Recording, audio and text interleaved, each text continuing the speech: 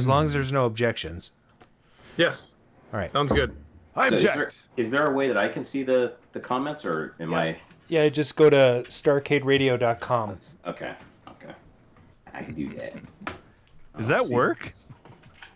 Oh, we're live. I see a link. Did you get the? You did get the. Nice.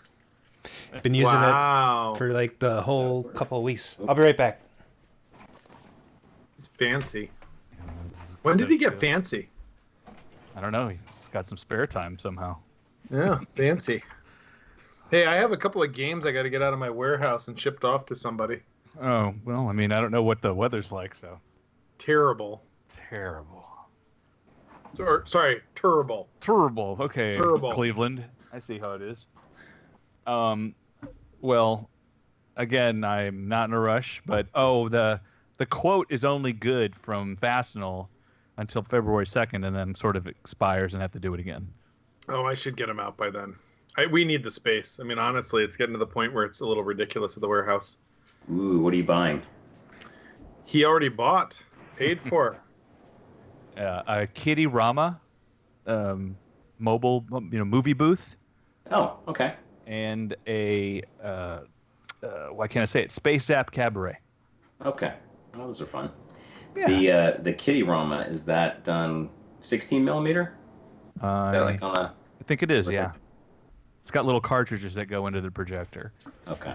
I have a different one here called the Movie Hut, which I think was their nearest competitor, and I've already converted that to use just a regular Pico projector, or Pico, I guess, however you say that. Yeah, that's cool. Nice. Yeah, you don't see too many of those around. I have 3 of them. Four actually. Okay. Well, there was a local guy who had a number, and hey, Super 8, Billy 7 is chiming in, who is the expert in all this. Yes, he's but he's in the chat, and he said it's Super 8.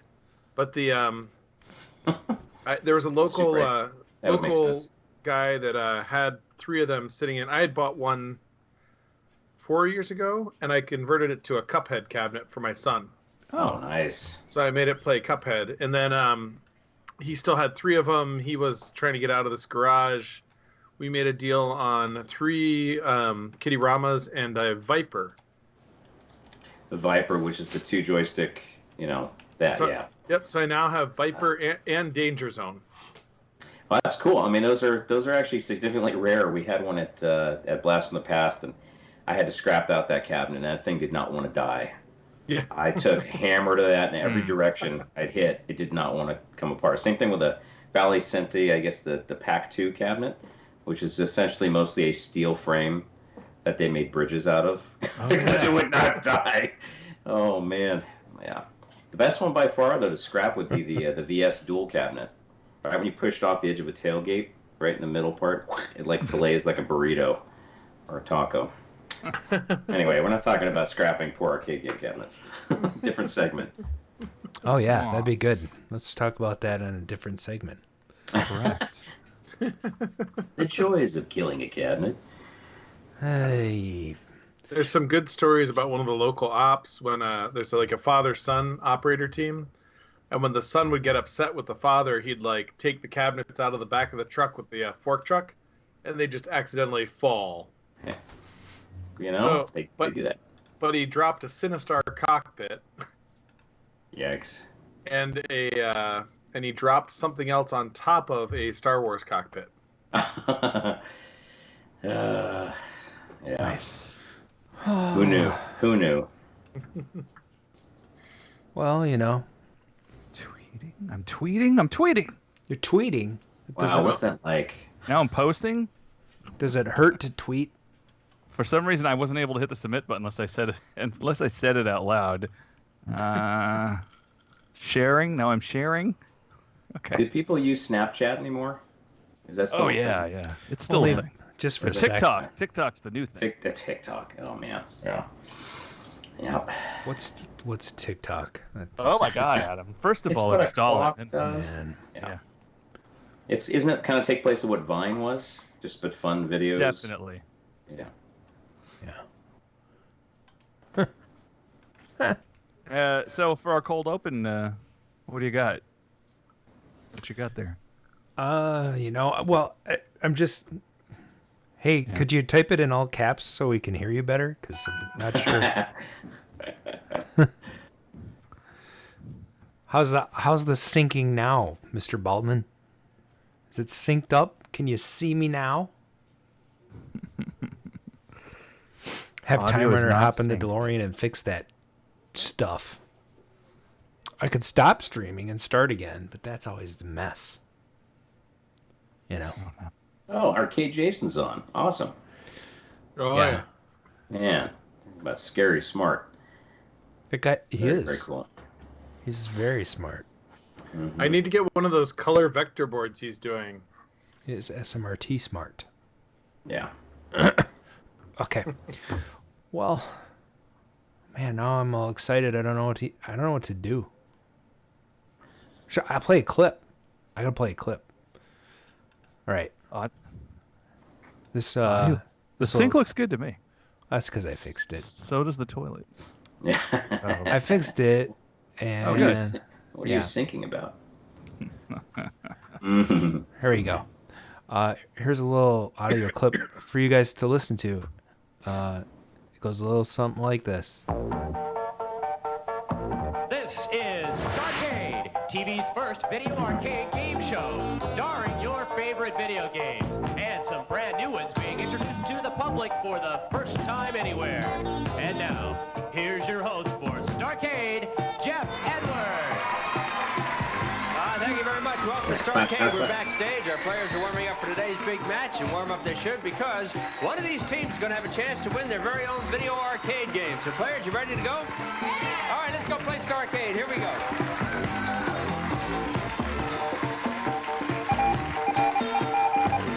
Live from KOIR Studios in Minneapolis, Minnesota, this is RcadeRadio. Hello, Commander. Computer reporting. Intruder alert, intruder alert. Beware, I live.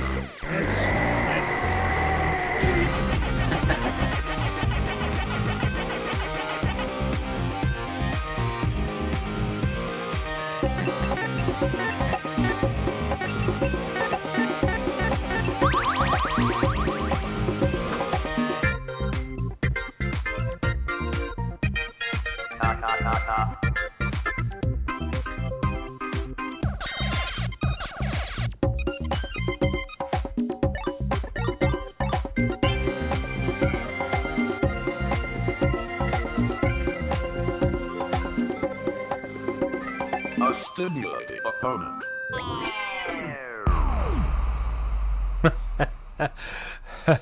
Wow. Welcome to season 4, episode 8 of the Arcade Road podcast. Very nice. I like the little center wipes, man. They came out nice. Let's try that again. So welcome to season 4, episode 8 of the Arcade Radio podcast. Today is Thursday, January 23rd, 2020. And the time is now approximately 7:23 p.m. Central. If I hadn't waited with that little thing, it would have been ready. Said 23. So that's really a good guess, Mark. You did a good job right there. Thank you. I think you try to predict that every week, don't you? So thanks for joining us in the Arcade Sphere. This is your host, Adam Subtract Multiply. I'm joined by my co-host, Mark Time Run. What's your name this week? Oh, yeah.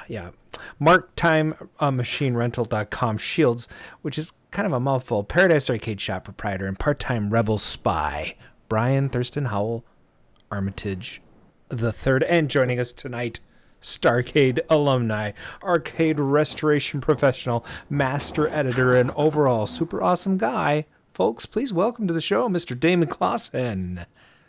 Yay! Thank you very much. Yeah. Arcade restoration. Yes. Well, you've restored a few games, right? I have. That's true. All right. I was technically the arcade archaeologist with Blast in the Past. Oh, see? But I did, yeah.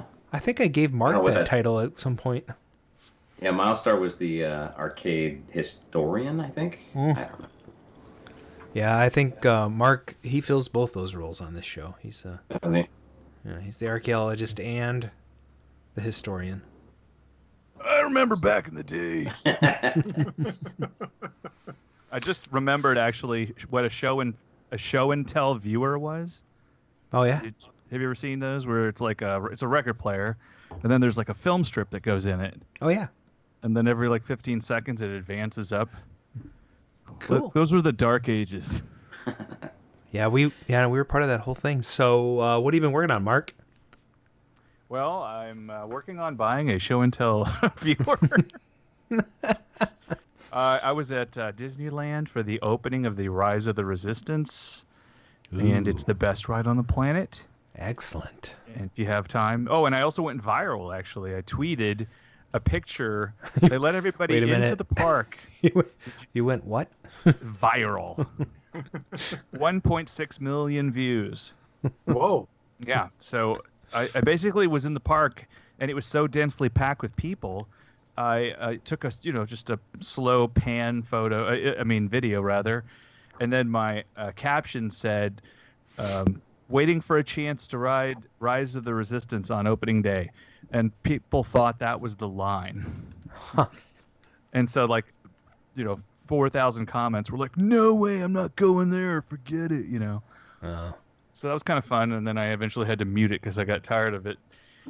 And let's see, I visited the Starcade sign and took some pictures of it at Disney World. I mean, Land rather, and there was no actual arcade below it.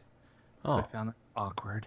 That is weird. And that's it. And then we came back. We were there for 5 days because our passes were expiring.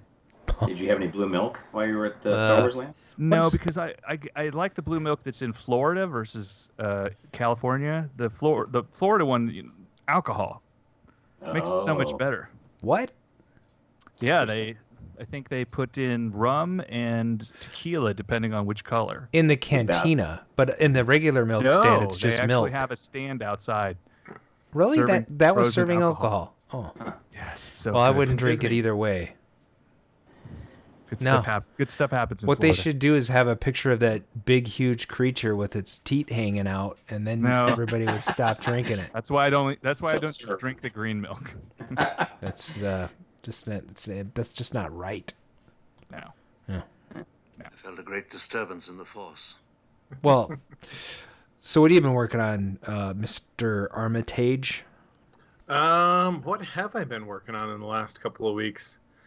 I really haven't been by the shop much. Been kind of busy at work and trying to keep up with those things. We did get one game working, which was kind of fun. I guess technically 2. I got TaxScan and Star Trek going. Artu, are you sure this was a good idea? TaxScan is always a good idea. But it's I bought a Geo8 monitor from Ty Bergen down in Cannon Falls, who does some amazing vector stuff. And finally had a confirmed working Geo8 to put in these multiple Sega vector cabs that I could never know whether or not the board is broken, the power supply is broken, the monitor is broken, or what the hell is going on. So, anyways, they're good. They're going. It's a blast. Yahoo! You're all clear, kid. Oh, that compression. It's terrible, isn't it? And it's quiet. That was a quiet clip. I wonder if I could... I did sell my Star Wars cabinet. Or one of them. What? Well, you have to sell one of them once in a while, right? I have like 4 or 5 of them right now. It's gotten to be a problem. I have a Star Wars problem, I'd like to admit. It's against my programming to impersonate a deity.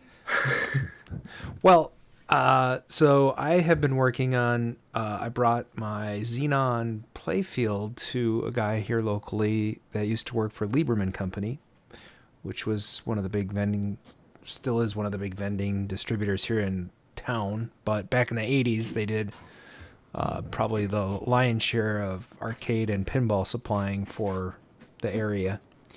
And Mark is his name, and he has he's retired now, and so he has lots of time, and he bought out all the pinball stuff from Lieberman. So in his spare time, he's doing odd jobs for people who want pinball work done, and I happen to want a playfield swap. So Sunday, I dropped off my playfield for my Xenon, my brand new CPR playfield, and he's already almost done.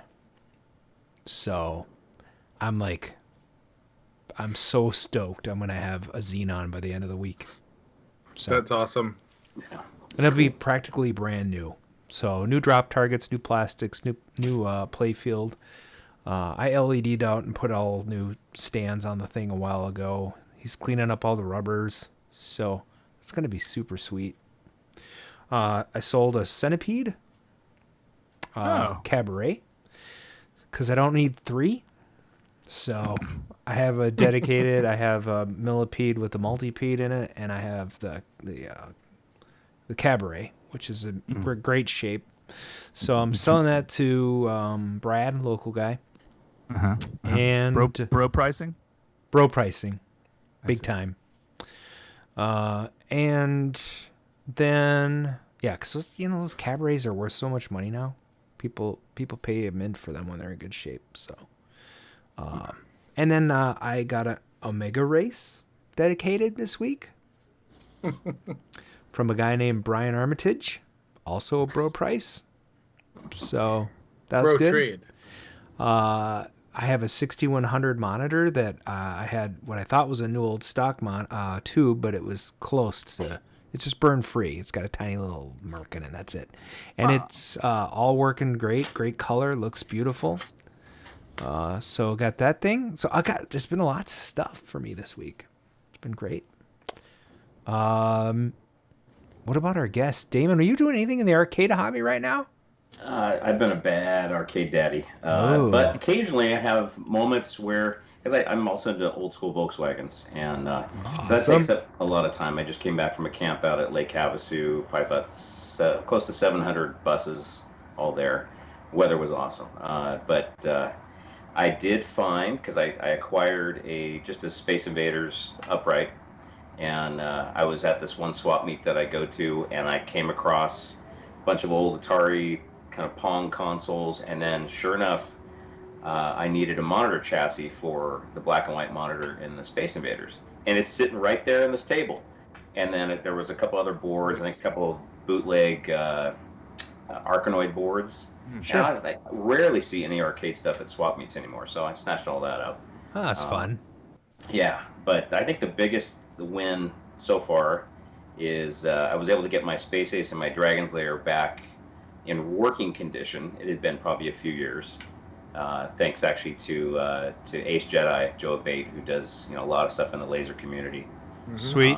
Then a lot of the games have been pretty much just sitting, and I now didn't think I'd get to this point, but I acquired a working Hydro Thunder from an old boss. Whoa. We used to play in the office all the time, and he was his health was failing, and he says, I want you to have it. And his names are still on the top, 10 or whatever. We'd go back and forth on it, and from that point on, then I ended up acquiring 2 more. So hopefully, my goal is to get the other 2 working all the way, and I can link them together, and the kids can have some fun. So, nice. yeah. Hey, that Dragon's Lair, is that the original one that you got by selling jewelry, or? That was Space Ace, and yes. Oh, that was. Yeah. So Space Ace, it was a conversion, so it was in a Dragon's Lair cabinet, but a full kit. And so that one is still in the collection, and I had all 4 of the Bluth guys sign the marquee, and they did that back at Classic Gaming Expo, I think in '99. You say all 4 of the Bluth guys. What do you mean by that? Yeah. So Rick Dyer, Rick Dyer, John Pomeroy, Gary Goldman, and Don Bluth. So they were all there? The team. Yeah, they were all there in Vegas in 1999.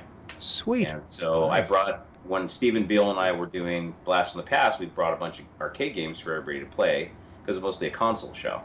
And so we had a tent with black lights and 80s music playing, and my Dragon's Lair and Space Ace were there, and the Cobra Command. And I had them, since they were guest speakers, I had them all autograph both the Dragon's Lair and the Space Ace marquees. And then they autographed I think back here, you can see that laser disc. They've autographed that one too. Oh, cool. Had them sign it on the shiny side, because I wanted to do a little shadow box with it. Nice. And as you can see, it's been many years, and it's still not in a shadow box. So I get around to things. Well, at least it's on the wall. That's fine. It is on the wall. Yeah. As of today. Sweet. It makes something look nice. So. Wow, it's good. You have a little bit of arcadeness going on in the background. That's how I still see Adam's floor, so that's nice. Yeah. Which, by the way, the vacuum's gone, Adam. So I know. Claim. It's actually just like right over there. Yeah. It's just like I put it on a camera so nobody can see it. Maybe we should have a contest to see guess what's on Adam's desk too. Yeah, that's just a bunch of junk over here. Yeah, thank you. Yeah, it's fun times. It's fun times. Well, on this show we like to have a format. So we have what the next segment, which the guys love, right? Oh my God! Everybody loves this. So,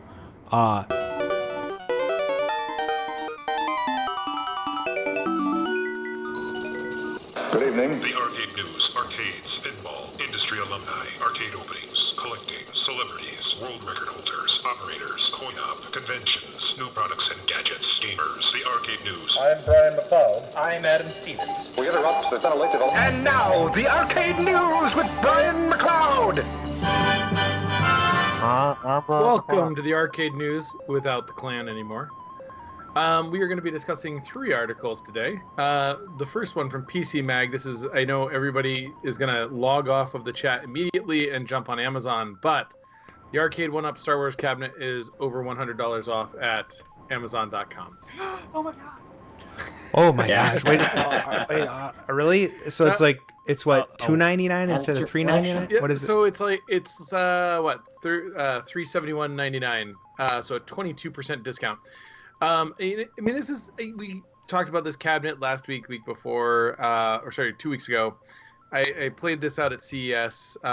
Showed a picture of the cockpit on our Paradise page. I mean, it's an interesting cabinet. It's kind of, I think, one of the better done ones of the Arcade 1-Ups, but we just took some Arcade 1-Ups to a tournament last weekend, and they were great for the kids. We took 2 of them. All the little kids were going over and playing on them, but honestly, the control panels were worn out by the end of the weekend. Literally one weekend of maybe 40 people playing on them, and it was unbelievable. So anyways, and yes, I'm not disagreeing that these are IKEA junk MAME cabs. I mean, we literally packed them on top of stuff like boxes. I mean, it was easy to just pick them up and throw them in a trailer. Interesting concept. Anyways, we're moving on before we elicit many more scorned comments in the chat. Yeah, so, dude, boy, first thing, Brian, from yawn. It's okay. Yeah. I mean, they're cancer on the hobby. They really do interrupt my my Craigslist and OfferUp searches and all that. So they do. It's kind moving on. All right, fine. Moving on. The Atari VCS. Oh yeah. Yes, it's gonna happen. Yes, it's gonna be there. Yes, it's coming out. And they showed Fortnite playing on the VCS. So they have this Epic game launcher that essentially you can put a USB key or USB based OS into the system and play a game off of that OS. That's essentially what their Epic game launcher does. So you can put a bootable USB drive and then play that within their unique PC sandbox or whatever they call it. And what was kind of funny, as I was telling the guys earlier on, I don't think we were on the air at that point. I visited with Atari a few weeks ago at CES, was talking to them, and they were struggling to get Fortnite going, not because of the VCS, but because of the massive kind of problems with actually logging on with Epic Games, just kind of amusing. So, ironically, I had a friend who had the same problems, helped them through it while I was standing there, and they're trying to do their Fortnite demonstration. So, and you didn't get paid. No. Well, actually, I will say, so the one really cool thing they have on the VCS, there's a couple of cool things, but the one really cool thing they let me play with was this prototype. They had an analog rotary joystick and based in the old style Atari joystick. So it felt like the original Atari joystick, but was analog with a rotary control on it, and it was slick. It was actually really, really cool. Felt good, felt smooth. Obviously, Bluetooth link to the console. So I'm kind of looking forward to seeing what they come out with that and where it ends up. So, any comments on that, guys? You're this is it's a PC, is what you're saying. Yeah, basically. I don't actually give a crap about the VCS at all. Adam used to be gung ho about it, but now it's been 4 years since they announced it, and it's a Kickstarter, and all the people that have been waiting for it are still waiting for it, and it's going to be like the Atari 7800, released 2 years after it should have been.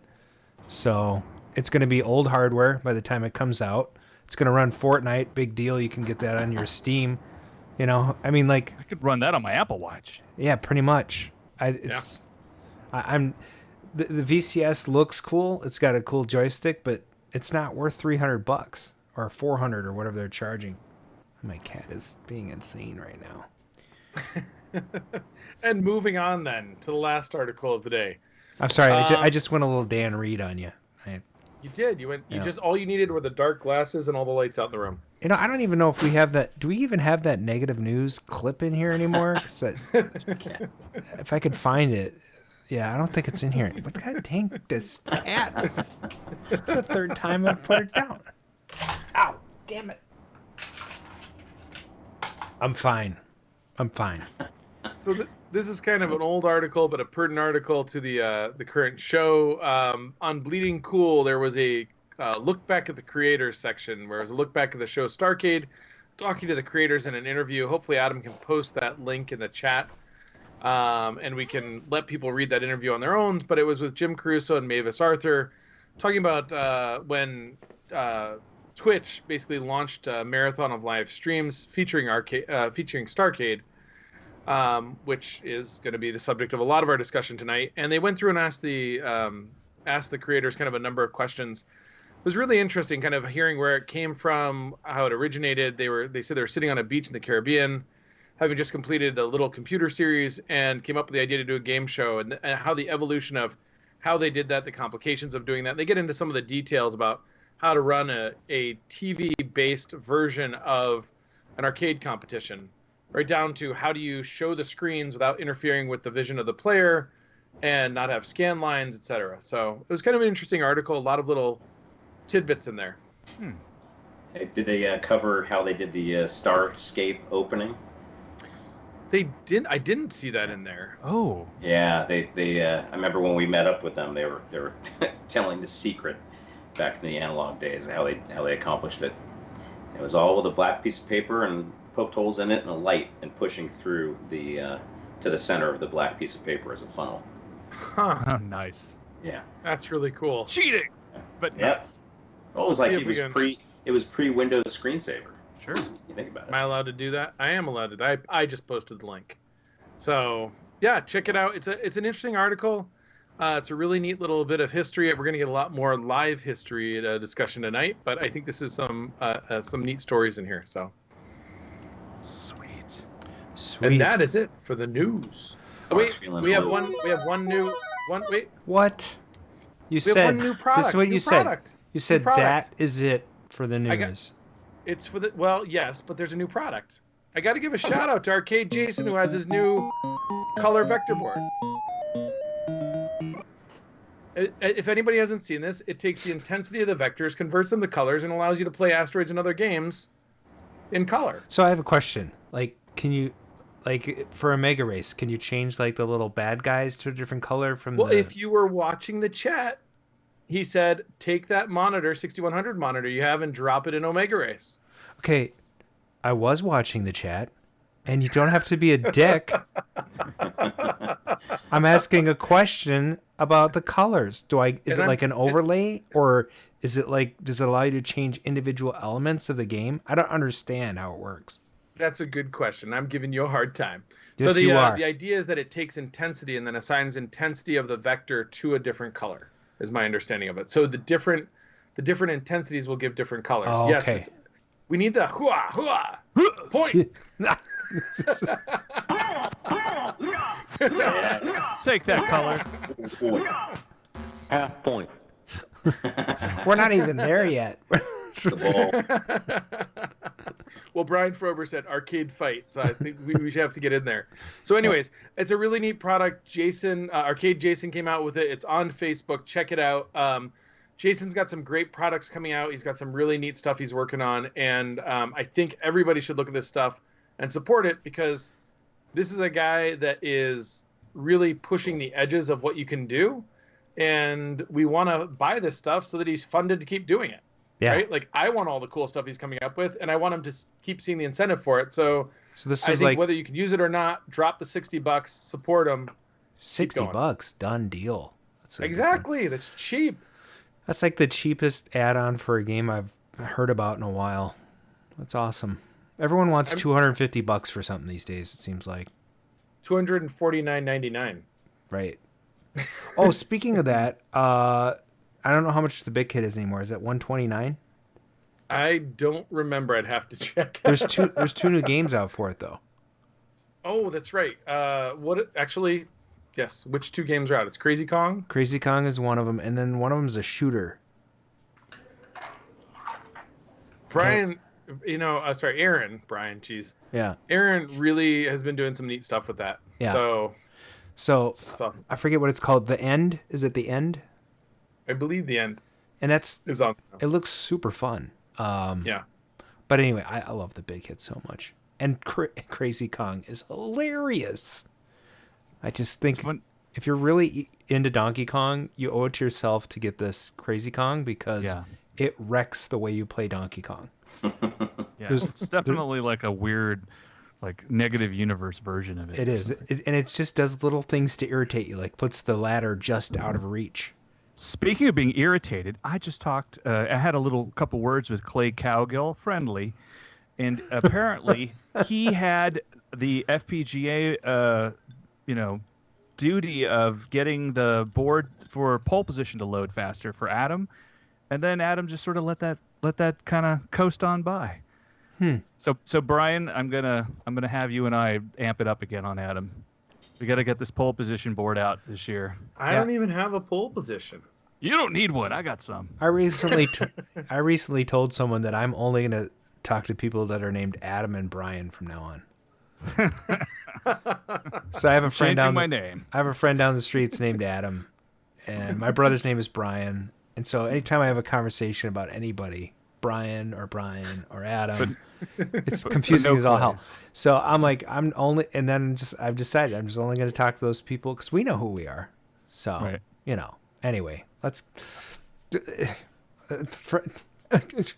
Someone's upset that Picard is on the same night as this.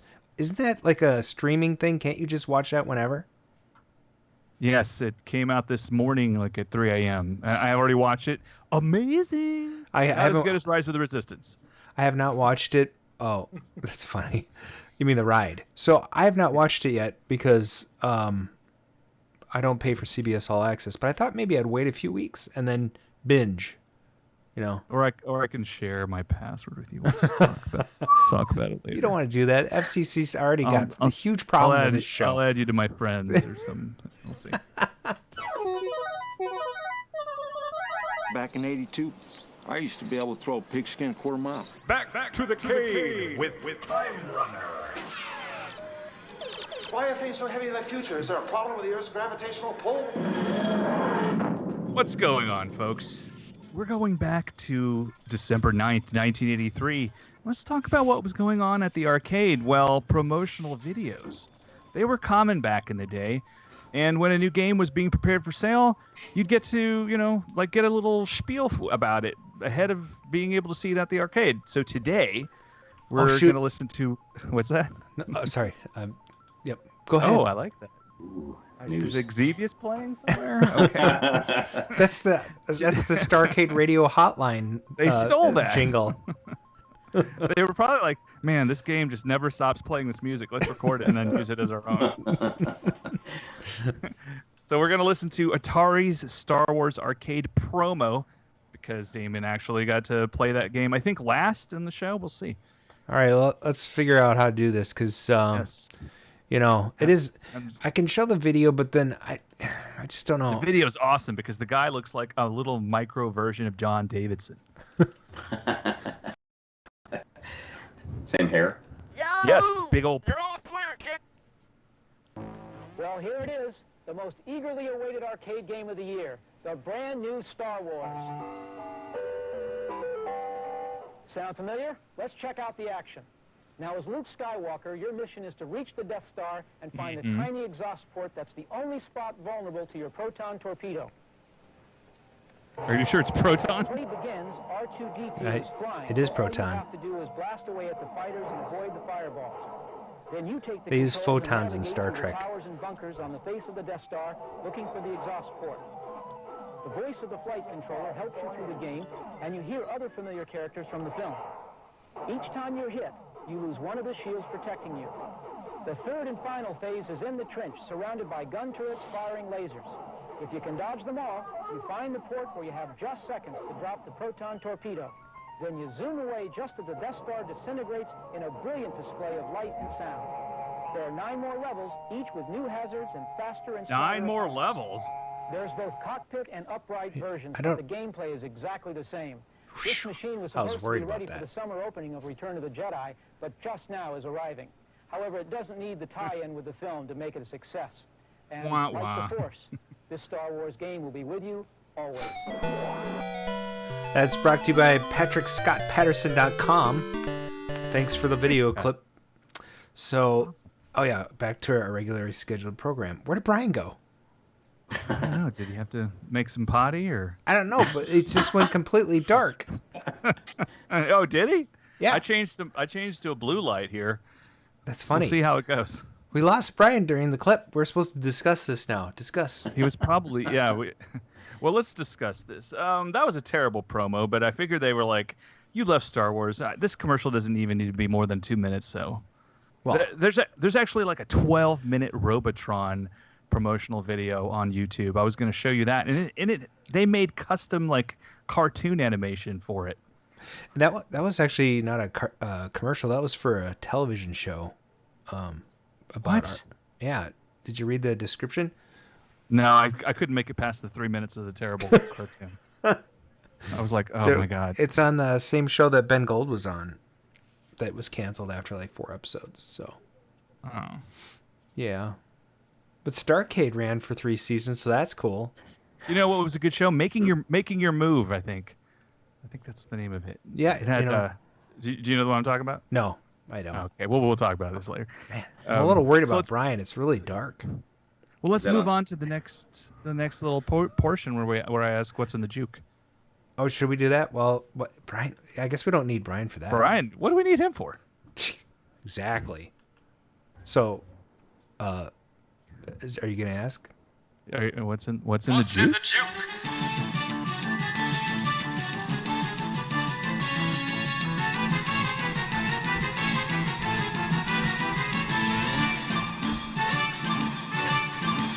Is it over? All right. Tell us what we've won. Welcome to What's in the Juke, where we play a tiny portion of a song on a certain day, in this case, December 9th, 1983, and then hope to God that somebody in the chat recognizes it. We're asking for the song and the artist. If you get the song title correct, then you will get a half point. What's that sound like? There you go. And then if you get both the song and the artist, you get... Full point. Yes. And feel free to fight it out as you're trying point. to guess what song it is. I didn't... There. These must not be labeled. All right, so let's get rolling. Good. Okay. I hope Casey's on. I don't. I think he's mad at me for my hair. No, nobody's hair turned blue today. I thought you were getting yours done blue. Yeah. What happened? It's blue. See? Oh, it looks good. No, we didn't do it. Oh. We're gonna do it. Well, so if you do yours blue, then Brian should do his red. And yours green. That's right. Are you at a workplace where you can kind of do that, or what's that like? Are you asking Damon? Well, you're the only one with dyed blonde hair, but sure, Damon. Nobody cares There's about not your much hair. left. There? There's not much left to dye. Yeah, so yeah, I think Adam. I think you should definitely go for some color. Oh, right. Well, all right. Yeah. So cool. Here's the first clip. Goes something like this.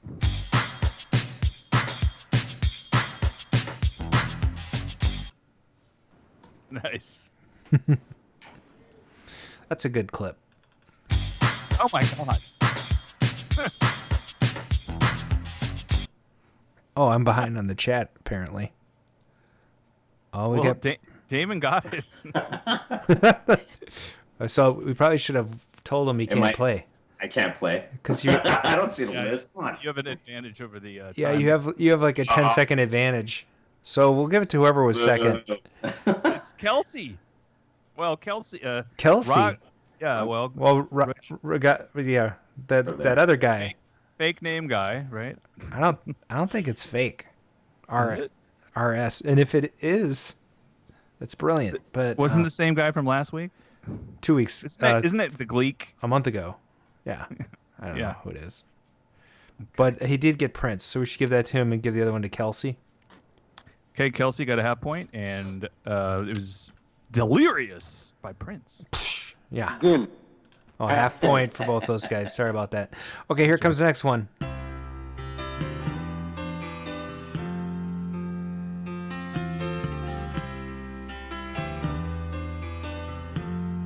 That's tough, I think. What do you think? Just calling it like I see it. That is not the answer. But Elton John is Mr. Peabody. And Andy Baldwin gets, guess that's why they call it the blues. Andy B on the board. Everybody tied with a half point. There you go. So, next track.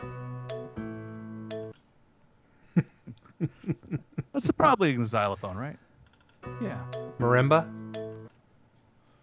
No, I don't think so.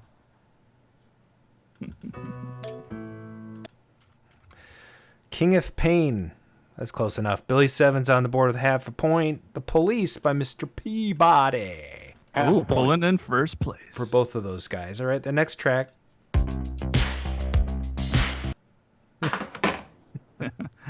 As little of that as you can play as possible. Brian has returned.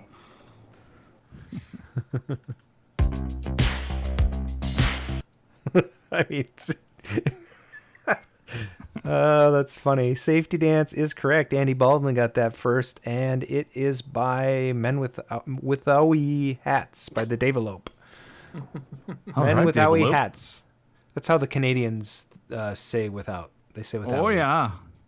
Half point for both of those guys. What's that? Next track, that was Safety Dance. Men Without Hats. Here he comes. You know, you make me feel so good inside. Oh, he's talking to Macaulay Culkin, I think. Oh. What? God, dang it. You set me up for that. Just wait till you find out the title. You know, you make me feel so good inside. PYT. RS got that one. Pretty Young Thing by Michael Jackson. Andy Baldwin pulled that one out. Actually, Michael Jackson who was the first with that? Mr. Peabody. So Mr. Peabody gets a half point, and then RS gets the other half point. All right. And I'm saying RS because I'm not pronouncing that name. The Gleek.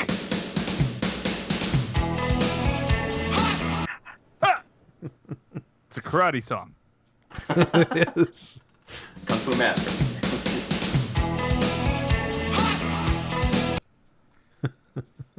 It's one of those times where the song and the title are the same, and the artist.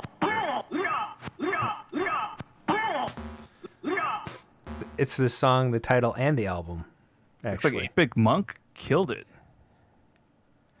I think he did, and he did it before everyone else too. Yes, full point. We should get him full point and a half for that. That was pretty good. He had to type it twice. He did it on the same line. I like that. Efficiency. Efficiency. Yes. All right. Here comes another track.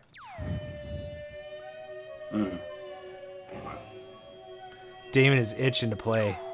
The competitor in him is coming out. He's like, I'm going to get this. I guess 3 was awesome.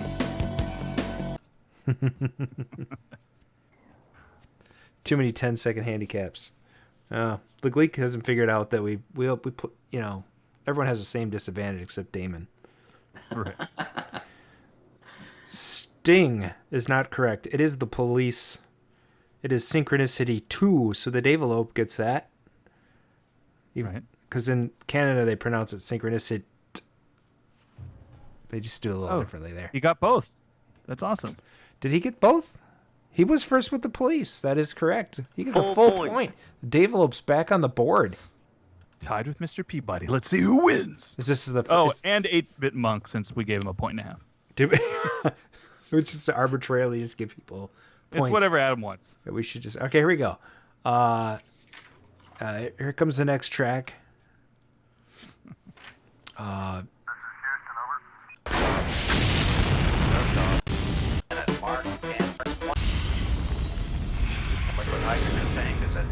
What's wrong with the board? T-minus 1 minute, mark and counting. The firing system for the sound suppression water will be armed just a couple seconds from now. That's badass. It has been armed. Standing there alone. The ship is waiting. All systems are go. Are you sure? Control is not convinced, but the computer has the evidence. No need to abort. The countdown starts. William Shatner. I don't know how to score this one. Whoever typed in all caps the most gets a point. Full point. Just like it's Gleek. Okay, got it. Yeah, got it. Okay. Yeah, the original goes something like this. Yeah.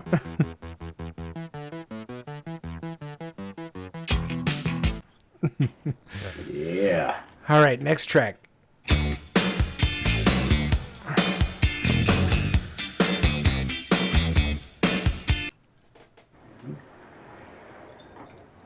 Nice. Trouble with Tribbles. Take away half point for typing in all caps. Oh. That's another half point. He's losing points quickly. Oh no. What? Talling in Your Sleep is correct by Andy Baldwin. And that is by the Romantics. By the Dave. So Davelope gets half point, and Andy Baldwin gets a half point. All right. Last one. Yeah. Here we go.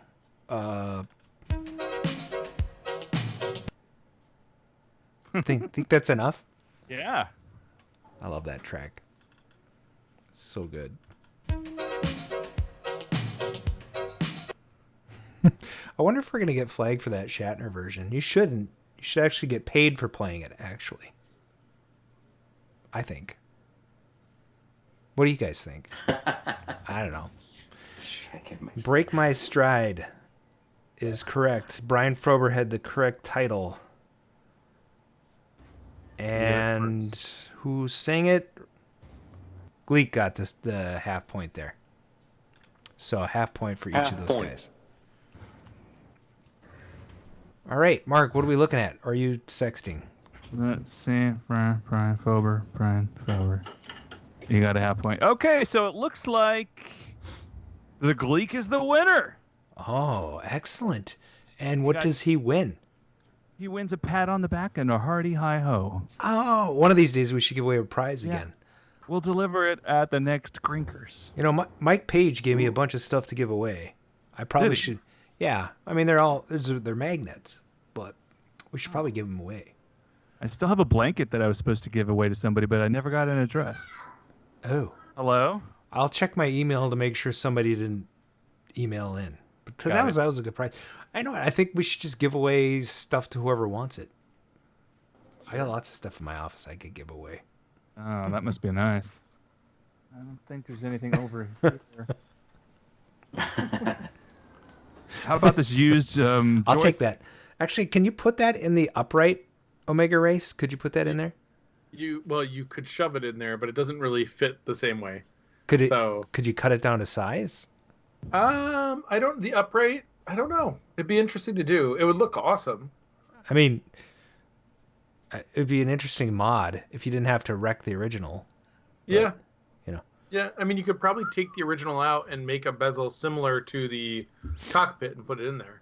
Sure. So I'm giving away the world's worst butt plug. So anybody? I am so glad that your mom is not on the show right now. Oh, no, I'm getting it out of my system now. You might be surprised. I don't know. Oh, and then he just disappears again. Like I fell. It's kind of a gallant exit, though. I kind of like that. It's very graceful. It's like Can't Darkwing wait to Duck. see the replay. Oh, well, let's get on it.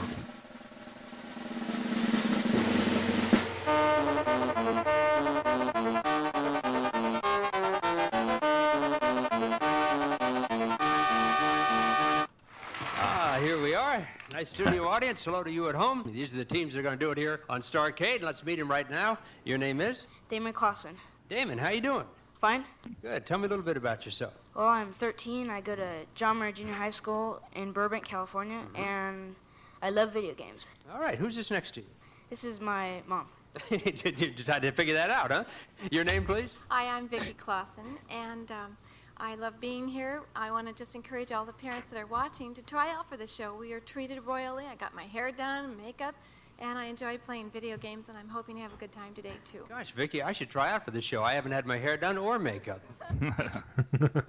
Liar! Welcome to the show, Damon. Thank you. Little flash, go Jeff, man. Any jab he can get.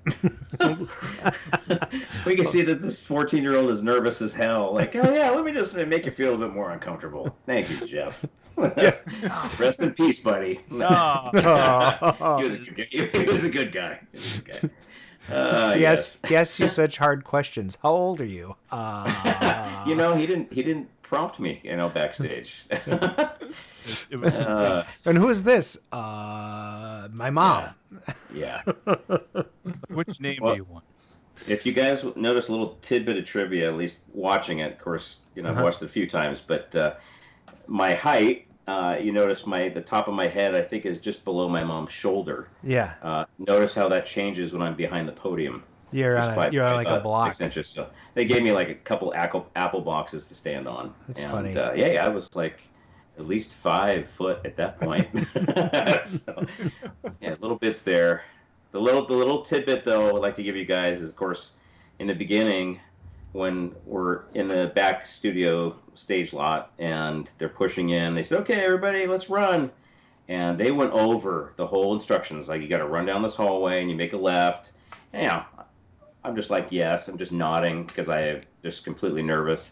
And if you notice, right, and I'm following my mom, and my mom, of course, was listening, and she knows to run left, and I completely space like, which way? And you'll see me hesitate. And I'll look to the right, and I go, oh, she's going to the left. I'll just follow anyway. But yeah, just that little, and of course, everybody behind me, Jeff's running, and the other 2 contestants are running. But yeah, you'll see my short hesitation there. That's funny. So just know that I had no idea where in the hell I was going at that moment. That's great. Well, that's kind of how we roll on this show. So you're good to go. So tonight we're going to have a little fun. It looks like, actually, though, before we get into the other questions, we do have a call in the voicemail that we're going to play for you real quick. I wonder who it could be. Thank you for calling 612-548-GAME. This is Arcade Radio. Please leave your message after the tone. Hey, everybody. It's your buddy, Bob Garzadek, control panel expert and technician. I'm calling today, and, it feels a little weird right now. Are you playing this early in the show? I can't tell. The walls are, like, totally different. I can't. Anyway, so, hey, I heard about your guest, Damon, and this is great. STARCADE. Loved that show when I was a kid. And so I want to ask the first question, since you decided to play this voicemail early, probably out of desperation. So the question is, what during the show, like when you watch it, like what did you do that you think was embarrassing? Like, oh man, I wish I had done that. That's so uncool. Okay, so that's the question. All right, okay, start the deck out. Yeah.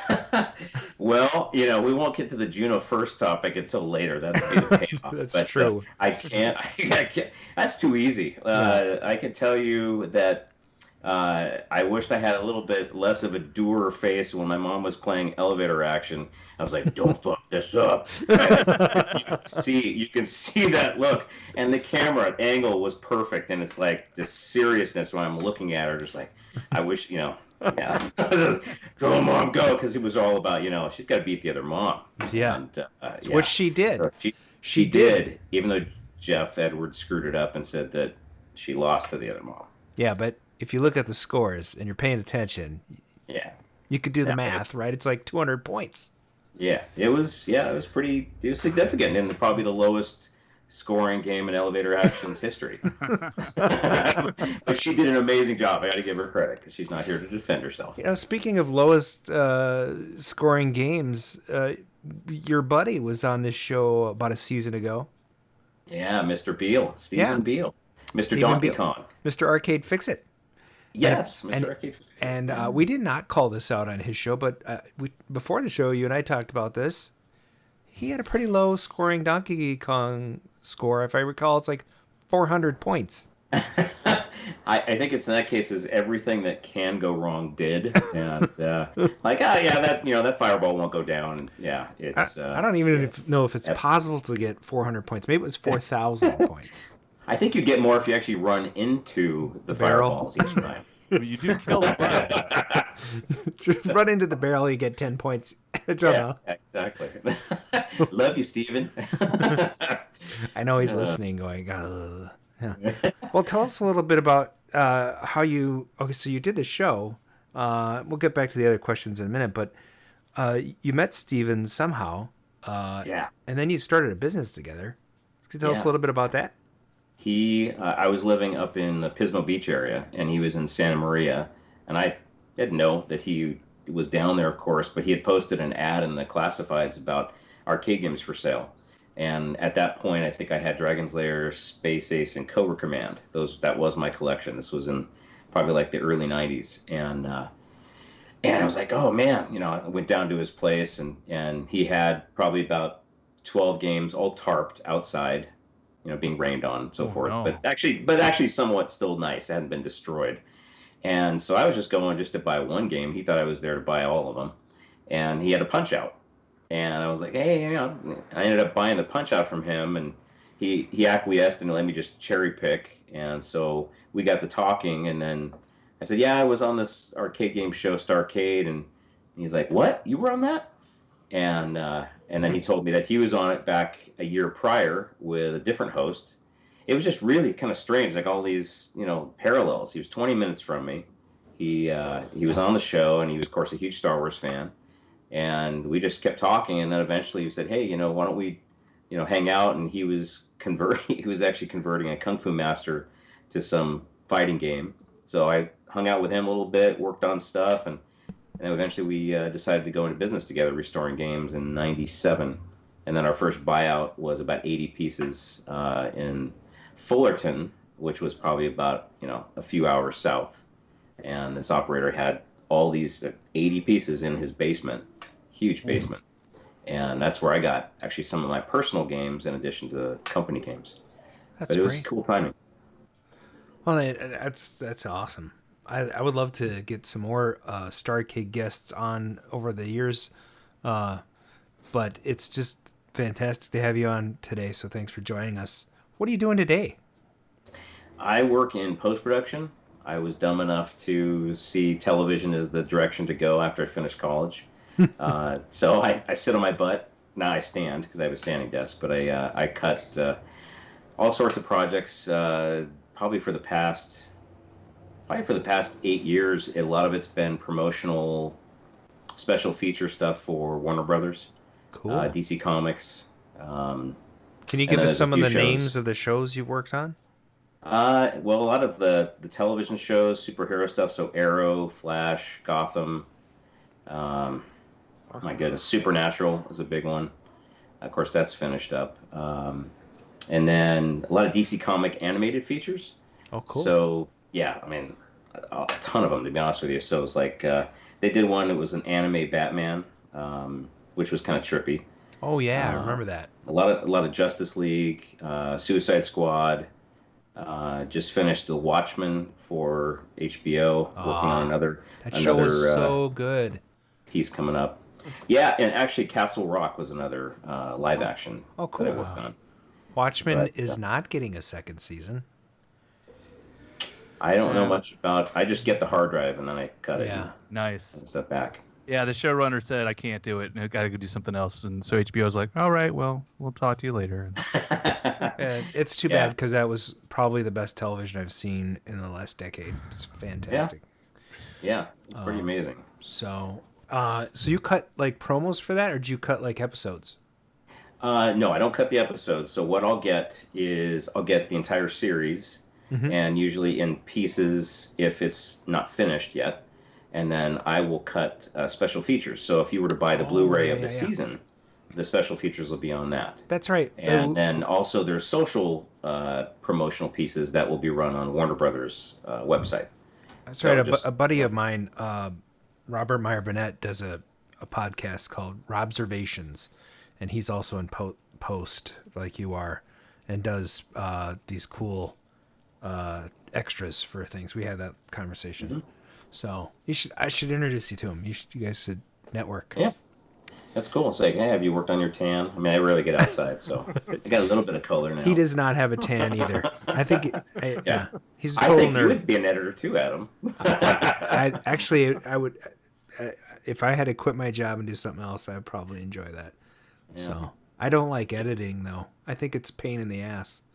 It's you know what? It's enjoyable. The craft part of it is enjoyable. Picking the cues, the music cues, doing the motion graphics work. In fact, a lot of the projects, say for instance, a Superman project. Actually, we just did a recent Superman project where it ties into a comic book. They did the Russian Superman. Oh my gosh, the Red Sun. Yes. And so that one naturally goes back to a comic. So I will be given high-res scans of a comic, and then I'll do kind of multiplaning After Effects work, and just really gives it a nice dimension. And then I'll get the additional animated feature that they're working on too. So a lot of it's all just kind of combined, like, just meshed together. So when you do multiplaning, do you actually have to clip it out and then isolate the background? Like, how does that exactly? Yeah, it's you cut it out, and then Photoshop does its own interpolation with sort of the background, and it works about 30% of the time. Half the time you're sort of creating that, with the clone and the stamp tool and so forth. But yeah, it's when it works, it looks really cool though, especially working on a kind of a Z-axis move where you can kind of push in and you have all these other elements. And there was one shot I was working on, typical Batman story of certainly when his parents were killed.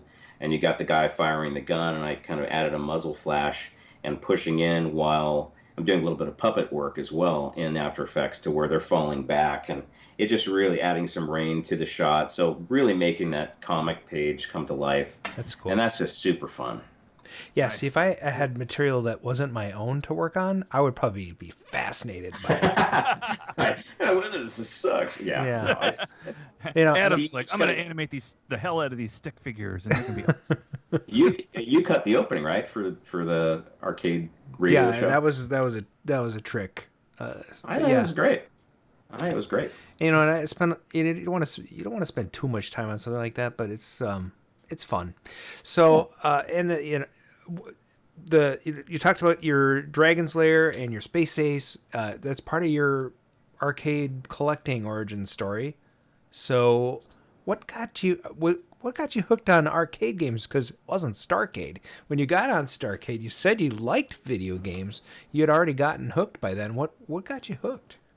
One quick question: should I be responding to some of the questions on chat? Or is that just like absolutely? We can bring them sorry, up. Guys.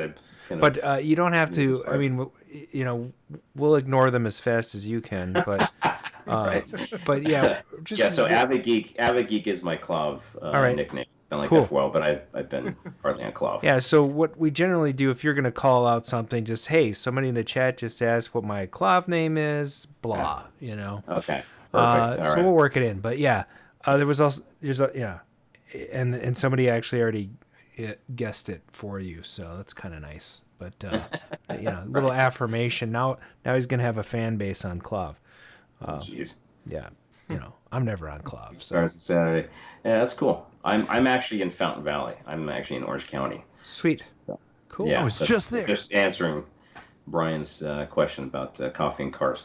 Awesome. So yeah, I go all over the place though, but sweet. I do escape south. So yeah, your original question. How did you get hooked on video games, arcade games? Well, I mean, it all started with the STARCADE booty that I won. The prizes that some of them came in and the other parts didn't. I won that Spectre Video SV328 with was it 25K of RAM? Yeah, K50. I don't know what it was. 128K RAM. 128K of RAM. Yep. Oh. Expandable to 256. Yeah. So Attainable. But 128 was a standard back then. It would have been the same as a Apple II. So. Yeah, but the company went bankrupt. In fact, in my scrapbook that my mom put together back in the day, I have the paperwork where they're saying, sorry, but this is not ever going to get to you. Oh, wow. Yeah. That was actually going to be one of my questions. Did you ever get the Spectre Video computer?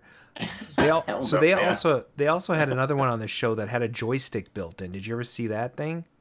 So one of the other prizes on some of the other shows was also Spectre Video, but it had a joystick built onto the keyboard. Yeah, to the keyboard. That makes it really kind of easy. And I never saw that one. I got the bionic chair. Oh, yeah. Which, of course, I talked about before, but there's nothing bionic about it. Your legs were the bionics.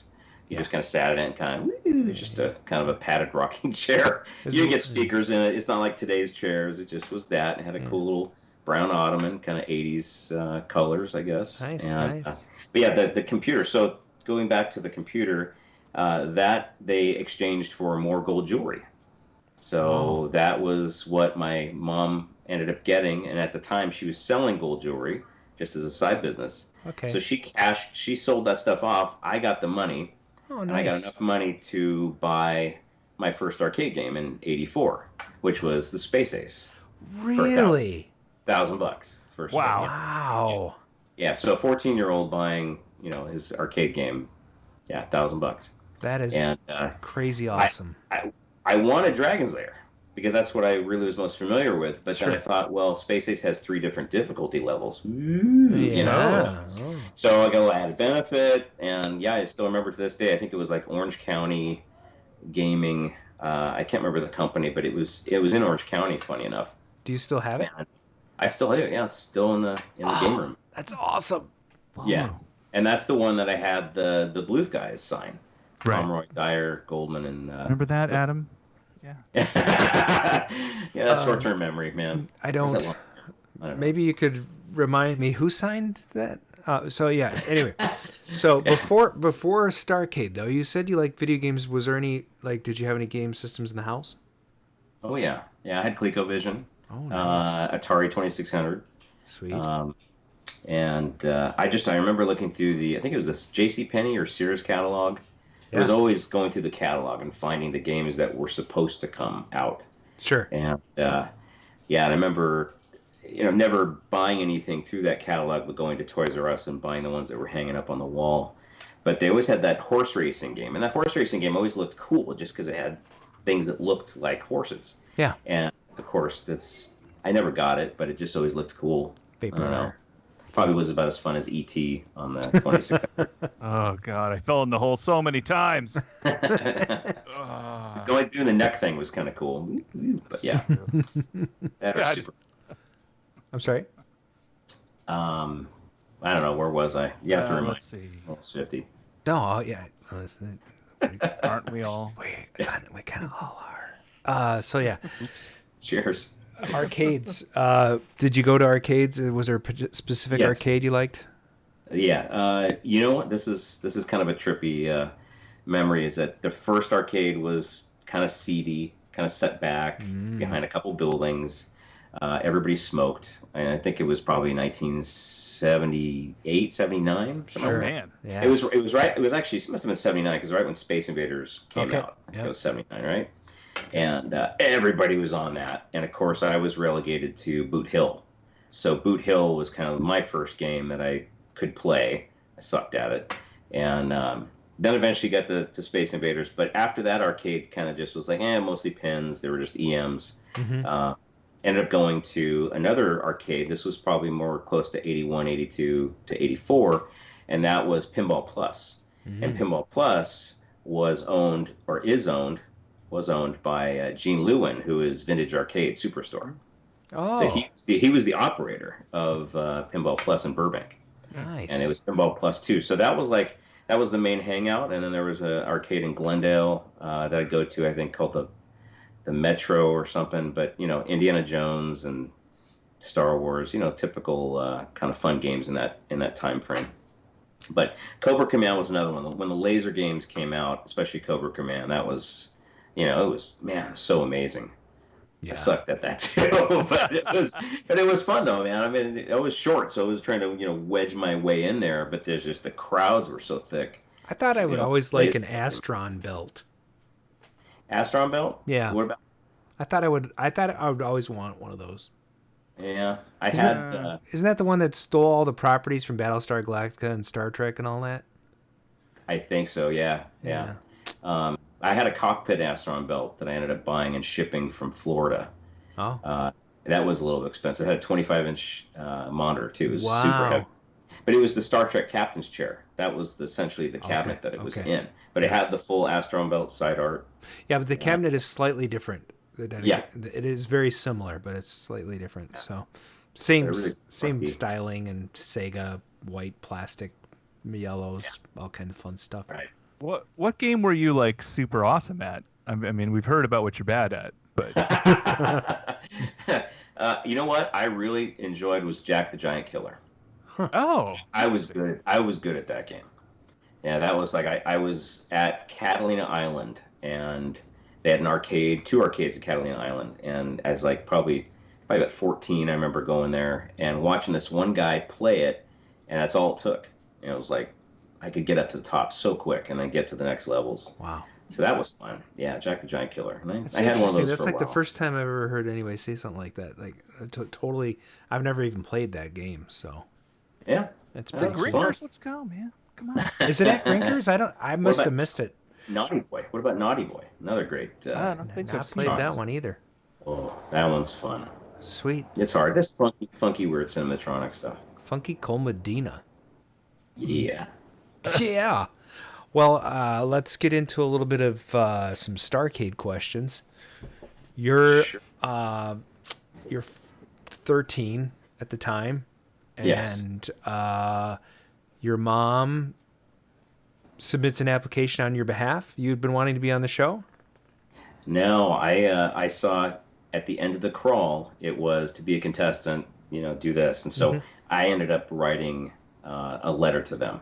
Oh. I think it was either a postcard or something. That I don't know where that is, but that ended up yielding a red postcard that had the Starcade, which I still have. And it's on this. It's in the scrapbook that she put together. Now you got it. You have to hold that up to the camera so we can see it. I will. So on here, okay. There's the back of it, which has a ton of writing to it. Yep, that's awesome. Here, my name tag from the audition is on there. Of course, that's backwards. That wasn't on there, but obviously the address. Yeah. Back in the day, and the stamp, 13 cents. Yeah. But yeah, it's got the Starcade logo and the address of the studios on it. But yeah, everybody. My mom kept everything. This is I thought it was that's good. Back as a 14-year-old. And no, it was crazy. I mean, and actually, what's funny is I have some of Stephen Beale's photos that he let me borrow. But yeah, this is a pin that I somehow got when I was there. That's cool. Yeah, it was just kind of weird stuff. But yeah, it's just to poke fun, because Stephen Beale gave me these photos when we were working together. There he is. Oh, that's awesome. Getting his hair done. Nice shirt. I always wondered how everybody's hair was so coiffed. They had but people. I guess, there's Mark Richards and Stephen. Probably saying, you really sucked at Donkey Kong, Stephen. You probably did say that. And then here's, I guess, during the show, I think his mom took the photos, but yeah. On that trip. Yeah, I still have these. I had to get these back to him, but those are awesome. I forgot. What were we talking about? Okay, so the beginning. Yeah, so once that postcard arrived, oh my gosh, I was so elated. And at that point, it was, okay, go to audition. And yeah, we had to do the plane flight up to San Francisco where the studios were. And you even kept your bag of almonds. Yes, yeah, she kept I had the plane tickets, PSA plane tickets. Yeah. Oh yeah, trust me. Public service announcements. Mm-hmm. Yeah, travel agency that my mom used. I mean, trust me, she kept everything. But yeah, the tickets, the peanuts from the plane flight unopened are still in there. Oh my God. Oh, dude. Don't eat them. Let's see if I can get them real quick. But yeah, it was, at that point, it was just basically filling out an application. And that application I have. Oh, here, get this. There you go. There they are. It's the bag of peanuts. That is the bag of unopened peanuts from PSA, the flight to San Francisco. And that's crazy. I guess I didn't eat peanuts back then. I was pretty picky. So she kept them. And, it's awesome that she did. These were given to him, my ungrateful son. Exactly. But yeah, so I've got the application here for the audition. Basically just asks, what is the most interesting thing about you? Describe your game playing ability. What do you want? Why do you want to be on Starcade? Are you a member of a performing union? Just all these kind of some boilerplate questions. Let's see, where did you post up there? They say they match you up based on ability. So do they give you like 3 things to choose from, or how do they do that? I mean, that was the thing. It's like the first round was just about, are you interesting? Are you, going to be a complete just rock on stage and kind of boring? Sure. And so in the sound stage, once we filled out the application, what was the most interesting thing about you? My mom was like, well, you got to make something fun, something different. And at that time, my voice was at a point where I could do my impression of Pee Wee Herman from Cheech and Chong, the Mr. Lizard. Mr. Lizard, care for a hamburger? I don't know if you remember that. Yeah. So I would do that all the time around the house. And so I was like, all right, I got to go all out if I'm going to get on somehow, at least in the elimination round.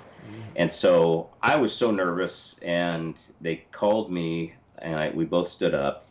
And then they asked, oh, so what's the most interesting thing about you? And I somehow had enough confidence to where I could do the whole Mr. Lizard thing, and everybody in the studio audience, they laughed. I'm like, okay, and I still was just shaking. And then I sat down, and then I think the next day we had to come back, and that's when they weeded people out. They said, hey, we'll call you if you're, welcome to come back. And at that point, then they had a Star Wars cabinet in the front of the studio. They had everything lights, and they had a camera there. And then it was a test to see how you looked on camera. Oh. It was just the elimination. Wow. It's like, wow, this guy's just fugly, man. Just get rid of him. But exactly. So it was just like, okay, and it was super small. So I'm like, it was, yeah. So I played it, and then at some point, I think we had to fly back. We still had to fly back for the taping. And at that point, after you do the song and dance for him, you don't know if you're going to be on the show. So we flew back, back home, and then it was just like waiting and waiting if we actually were announced. And then once we got the announcement in a letter form, I have that, saying you're on this time, that's when we had to fly back up. And at that point, that back studio lot, or that stage where you push in the beginning and the competitors are playing games, that room was set up in kind of a zigzag. It's almost like if you've been to California Extreme, you got the trails going to each room, or probably an arcade show. Oh, yeah. There were so many. I mean, everything was on free play, and it was, oh man, it was just super cool because that was the first day, and we had only 30 seconds to play each game. And they said, play as best as you can, and, then move to the next game. And it sucked because as a teenager, I had a full room of games on free play. Yeah. I want to freaking hit everything. And there were games there that I'd never played before. I mean, Satan's Hollow was the first time I'd ever played that game. Sure. But the coolest one was TX1. That game was there. Wow. And TX1 was a game that, I've only seen on Starcade. And the multiple screens and just that stereo sound. And they had a Bega's Battle there, which is another kind of rare Laserdisc game. So so basically a little strategy is, and my mom kept surprising me, but she said, okay, Damon, play like crap. She may have used a different word. Maybe play like shit. I don't know. But she said play bad. I'm like, what are you talking about? This is my chance. I can like show everybody what I have. She goes, no, you got to play poorly so we get matched up with somebody else. That is, maybe a little lesser skill. That's good strategy. By the way, Billy Seven in the audience here says, "Dang, your mom was awesome." You know what? She actually was, and this experience will forever be that core memory. Just like the movie Inside Out, we always remember that Uber to our core memory. That memory is just like epic. So she's still around. And she's just, every Mother's Day, I'm so thankful. And it's always the thing I'll just keep slapping on Facebook, like, hey, it's Mother's Day. I'm like, yeah, I remember Starcade. And I don't know, my mom's probably tired of it, but maybe she isn't. But it was cool. Why don't we call her? Should we call her? Yeah, we can call her, sure. Yeah. All right, let's try let's figure this out. I'm going to try to call her. All right. Well, if we're going to call her, we're going to... like a little person with a plus. Yeah, but you know what? Look how still Brian is. I think he was on call, so I'm gonna. He's just perfectly still. Just a black screen on my end. He must be in his dark period. Look to the dark side. I'm gonna switch scenes and see if we lose the image of him. We don't. It's hilarious. All right. Well, let's try to dial her in here. This is we don't do this too often, but we it's dial pad. Yeah, well, gotta get the number right, and then dial. Because if you don't have the number, have to add her stream to the OBS? No, we're gonna just use a fixed image for her because we're just calling. So okay, we put up a nice picture of her that's recent. Okay. So if you look right now, you should be able to see it pop up. Or did the scene change back already? There we go. So. So how's that? Does that look? Oh, it keeps switching back to the original one. That's interesting. So, there she is. I see her. I think every time I switch out of the window, it's going away. So I'm gonna have constantly Brian with his headset. Yeah, that's pretty funny. Okay, well we'll figure that after we dial her in. Okay, here we go. So, or I could just replace her in Brian's pain. So he's gone. Oh yeah, that's perfect. No, that was a great idea. Oh, that's okay. I'll do that instead. How's that? So here we go. There she is. It's just sorry, Brian. If he comes back, that's what we're just replacing Brian with Vickie now. That's good times. All right, so I'm going to try to add her in here. I'm going to plus this person and hit the dial pad. All right. So this is a California number. Everybody want it? It's 867-5309. 51212. 976. Yeah. All right, don't tell that one. I figured out a way to dial those for free. It was so good. I got in big trouble one year. That was a minor, luckily. See, that was my excuse too. I think. Yeah. I don't know if this. Hello. Hello, this is Vicky. Hi, Vicky. This is Adam with RcadeRadio. I have Damon here with me. Oh, how exciting! Hi, Adam. Thanks for calling. What can I do? What can I tell you? Well, first of all, why don't you just introduce yourself?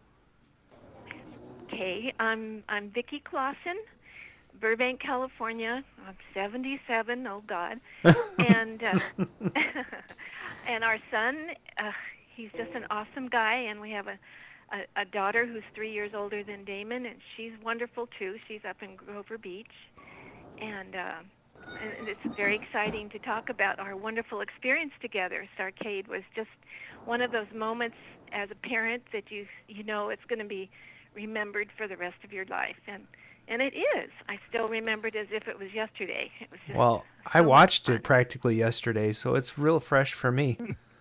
One of our listeners said, "Dang, your mom was awesome," to Damon, and and I just want to comment that as I was editing promo photos for the show, and watching the episode again, it's so touching to see mom staring at her son, literally beaming with and so it was just really fun to see. You don't get to see those episodes too often on the show where it's a mom and son pair up. So that was really unique.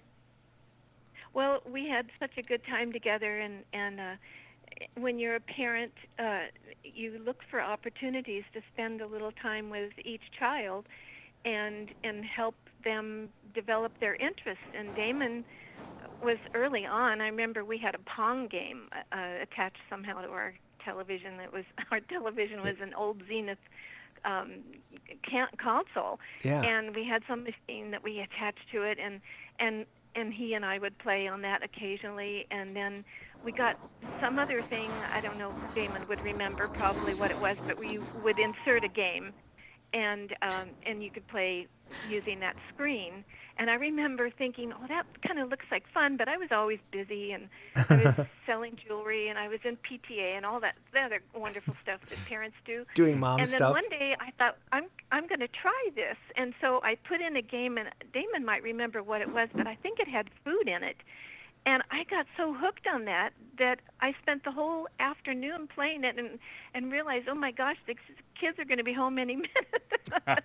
So gaming is very addictive, I tell you. It's so much fun. Anyway. Yeah. He's trying to remember the game. I'm trying to remember. In fact, I think it may have been, it's either Plaque Attack on the Atari 2600, or it's the other one. Hold on one second. I think I got the box for it. Wow. I do remember Plaque Attack. There's Plaque Attack, and then there's one. No, you know what? This is this one. It's is it fast food? I was actually going to guess that, where you're a mouth and you're eating burgers and ice cream cones. That was it. You're the mouth and you're eating the food. Yeah. Yeah, I think that was it. And I thought, oh my gosh, this is too much fun. So and I classic. realized if I didn't get my mindset away from that, I would probably become a mother geek. That's good. Right. Well. Gamer mom. Not that there's anything wrong with that. one of my favorite. I'm gonna play this clip. We played it before, but I'm gonna play this clip just to refresh your memory. Here, listen. Here we go. Here we are. Nice studio audience. Hello to you at home. These are the teams that are going to do it here on STARCADE. Let's meet them right now. Your name is? Damon Claussen. Damon, how you doing? Fine. Good. Tell me a little bit about yourself. Well, I'm 13. I go to John Muir Junior High School in Burbank, California, and I love video games. All right. Who's this next to you? This is my mom. You're trying to figure that out, huh? Your name, please? Hi, I'm Vicky Claussen, and I love being here. I want to just encourage all the parents that are watching to try out for the show. We are treated royally. I got my hair done, makeup, and I enjoy playing video games, and I'm hoping to have a good time today, too. Gosh, Vicky, I should try out for this show. I haven't had my hair done or makeup. Liar! So tell us a little bit of what it was like to have your hair done. Oh, my gosh. Well, I didn't realize they were going to do that. And they usher us into this room, and there's two makeup artists, both of whom were male. And they applied makeup to my face, and I had short hair back then. I think one of the only times I ever had short hair. And they styled it a little differently than I had it come in, and I was thrilled. I didn't care. I mean, it was just a great opportunity. And they did the same to the other couple, the mother and son, right after us. And it was just terrific. And we had spent the night at a hotel the night before, so I was panicked. We got to make sure we get up in time to be over there, because Murphy's Law is always waiting to pounce on you. Yeah, so, that was the Vagabond Inn. Yeah, the Vagabond, but we had gone to Pier 39 because I was a little nervous because I don't play a lot of video games.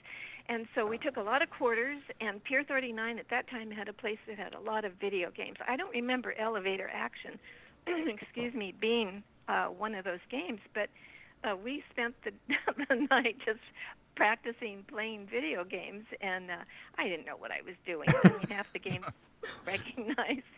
I was just, I got to get better. So that you sort of trained like Rocky. You guys went and worked out.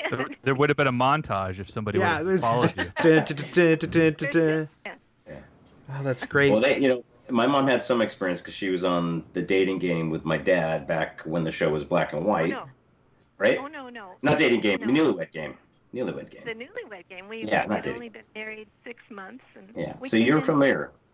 Yeah, she was familiar with games, and so we try to get a strategy as far as like the name of the game board if we Sure. actually got to that point at Yeah. Starcade. Yeah. And it was like, okay, well, maybe it's not necessarily trying to cheat, but just trying to like send a vibe or something. I don't know what it was, but it was just. I don't know. We did well though. You guys nailed all 4 of them. You got all 4 that correct. Yes. I remember crazy. guessing. I don't know. There was some wonderful angel watching over us because we had such a good time and Well, it's hilarious because we were watching that episode and you got to the second game. I don't even remember what it is, but when you guys watch it, there's 2 rare games they ask about in the second match, and I just remember going, "What are those?" And they said the name of the game, and then you guessed correctly, and I was like, I wouldn't have got that. I would have totally got it wrong. Mission X Azor. Yeah. And Damon, I think we auditioned. I recall a little differently. I thought you were doing the Froggy voice, but you said something about a different voice. The Mr. Lizard. Well, I don't know. I mean, it could have been Froggy from Little Rascals. My voice was. But I remember. But it doesn't matter because you did it well, and I was so thrilled because that kind of set you apart from a lot of the other contestants. And I remember my only funny line was that I was from beautiful downtown Burbank. I thought I got to say something funny. Nice. And it got a laugh from the people in the audience, and that place was crowded with contestants. A lot of parents with their children, and we had to sit and watch some of the people try and answer questions, and I it must have been difficult for them to pick people. Yeah. And I thought, well, we've given it the best try we can, and then we went home and waited. And I think it was like 19 days or something like that. We were haunting the mailbox or expecting something, and it just seemed to take forever to hear. But when we heard, then we realized, oh my gosh, we have to fly back up there, and you do all of this at your own expense. Oh no! And the hotel room, and they don't pay for anything. You Oh just show wow! up. And That was so they don't like give you a limo or anything. What's the deal? No, we had to rent a car, and I think Damon had been on a plane once before when he went to Albuquerque, but so that was probably not a new experience for him, but certainly just traveling with his mom was a new experience because we always would go places together as a family.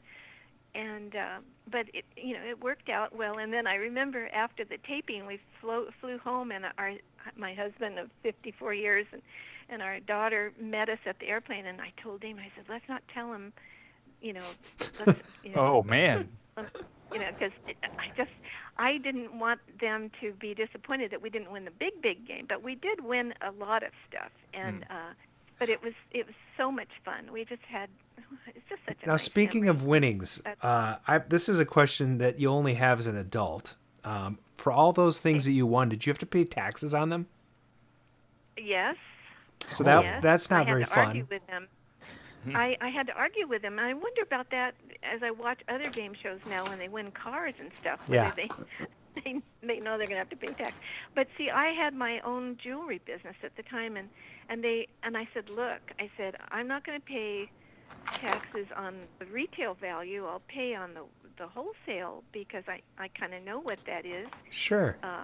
So they agreed with me because I knew the business, and plus I brought, at the time I was selling jewelry, the mood rings and mood pendants, where you put your thumb on them, and they would change color depending on your mood. Okay, well they came out with one just before we went up there, and it was a Pac-Man mood pendant. That's and awesome. And they were like $1 each, and I thought, well, I'll just buy a bunch of these and give them out to the people there after the show.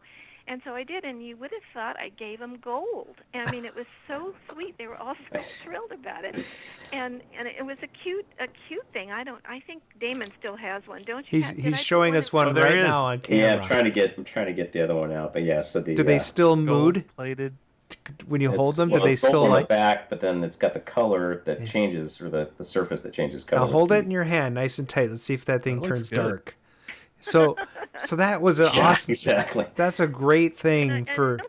Yeah, I wanted to little just tell you ghost. that Damon was actually just 13 when he was on that show, because his birthday was October 25th, and we had to try out on October 22nd. Wow. So when he tried out, he was just 12, and then by the time we got on the show, he was 13. So. Well, Vicky, you'll be happy. Vicky, you'll be happy to know that the Mood, Pac-Man, and Ghost still work. Yeah. Wow. I forgot. Yeah, there was a ghost too. Oh my gosh. Yeah. Oh, that's so funny. But it's a fun show, and I wish they'd bring something like that back. I think that'd be great. A lot of people would enjoy doing that. I'm gonna read a letter that Damon provided us. January 5th, 1984. Dear Starcade staff, well, the holidays are now over, and somehow they seem dull compared to the excitement Damon and I are taping Starcade December 19th. You helped this mother and son experience something rarely seen on television today: parent-child interaction. I know I came away emotionally richer from the opportunity, and I thank you for it. Competition took a back seat to fun, and skill and luck shared equally in our successes that day. I'd like to compliment all of you on your professionalism and thank Michael and Keith for our new looks. I sincerely hope that Pac-Man and Ghost mood pendants I distributed after the show are still registering blue and purple colors. They are. And thanks again for that unique experience and continued success in all of your endeavors. Signed, Vicky Claussen. I forgot you wrote that. It's so awesome. You kept track of this whole trip. I didn't know what we were in for when we asked Damon to be on the show, but he's got the whole photo album, everything you guys kept, and it's just so cool. So besides that, how's that Geoff Edwards and Kevin fellow? Were they fun to work with? Oh, they were delightful. Geoff, of course, was the consummate host. Mm-hmm. I saw him years later doing the lottery. He would be one of the hosts for the lottery telecast. Oh, cool. And I know he did other things, but he had a nice way about him. He was funny, and he enjoyed playing games. He was saying, I think, to Damon during the game when he didn't do something, he said after the game, he said, well, maybe, I don't know, he made some suggestion that might have helped Damon had he known earlier. Sure. But Damon still played amazingly well. The Star Wars was, I guess, the favorite game of his male contestant. Yeah. Arnie. Arnie was such a nice young man, and so was his mother Brenda, and somebody has to win and somebody has to lose, but they've all tried very hard. And of course, I was a nervous wreck playing elevator action, and I remember saying to Damon as we got up there, I said, "You got to help me." Yeah. Up or go down. He says, "It's go, Mom, go." Yeah. And that an elevator kept closing, and funny. I loved your strategy. Go down and keep shooting. Just keep shooting, and that was it. And it worked. You beat her by like 200 points. So I can't believe it. Even though Geoff Edwards said I didn't win that one, I did win that round. You did, yeah. And we one of the few errors he's ever made. Well, there's also these little idiosyncrasies when you're close to the show that you notice that maybe other people don't. But when we're watching, we paid attention. We knew you were the winner. So. Sweet of you. If I'm gonna play another clip for both of you. And this one, let's just see if I can pull this up here. This is, I don't know. Maybe I won't play the clip, just because it's not queued up. What is that? What is it? Well, let me just say, regarding elevator action, that game, of course, bothered me. But years later, Damon bought me one of those games. Oh, awesome! Yeah, I love that. That's one of my favorites. I found one in Utah in a warehouse buy, and I said, "Hey, Mom, your best friend is here." Nice. So yeah, she's got her own arcade game. That's pretty sweet. Yeah. I mean, that's Mom's. You have your own arcade game. That's pretty sweet. So, have you improved, or? little. I don't play it much, but it's nice to have, and we have grandchildren now. We have 3 grandchildren that are like 8, and then we have 2 of them are twins. Did you end up getting a Mr. Do? No. Yeah, No, he's just that was okay. So obviously the outcome of the show was a little disheartening, I would imagine. I see where you're going now. You had to bring it up, Adam. Right. It's just here. Let's play this little clip here and see what. I'm waiting to see how old the other grandchild is. So. Go ahead. Go ahead. That's fine. He'll be 13 in March. Oh, 13. So right, he's ready for the new version of STARCADE. Right. There we go. Yeah. Right. And he's into his own little gaming system, and he plays all the popular stuff, Fortnite and all that stuff. Oh yeah. All right. So here's. But it's not you gotta stand up. In fact, remember, Damon, when I finally allowed you to buy a full-size thing with your money, I said you had to ride the exercise bicycle for a mile. Yeah, no, well, quick little interstitial is yes. So naturally, having a laser game, you want to finish it, and so I would have a friend over, and we'd be constantly playing and dying. And as a laser game, you miss that turn, you die. Yeah. And so we would go further and further and die. And she's like, I'm not going to let you keep playing that. So every game, you have to ride a mile on the stationary bicycle. Oh my gosh. Oh yeah. No, it was total torture. Is that in lieu of going outside and playing, or? I don't know. It was. That's great. It was crazy. But then the other part is that they, when they weren't home and I'd walk home from school, they hid the keys to the coin door. So I couldn't play it, but I found the keys. I just didn't tell. They were under the candle. They were under like a really big candle. Like, ooh, put them right there. I lock it, play a bunch of credits, and put the key back. Yeah. So is Vicky just finding out about this just now? Sorry, Mom. Out about it. Yeah. Well, as long as he kept his grades up, that was so important. He hand-eye coordination. Was excellent for him. But and we had a pool in the backyard, so he got some exercise there. But he really preferred to play games over doing much else. So. All right, I found my clip. I'm gonna play. I'm gonna play this. Here we We're go. all rooting for you. 4,500 points is what you need in 30 seconds to take home Mr. Do. Get ready. Get set. Play.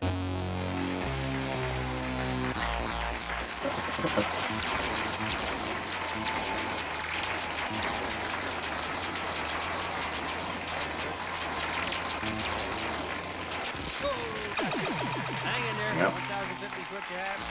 Still have time. 13 seconds.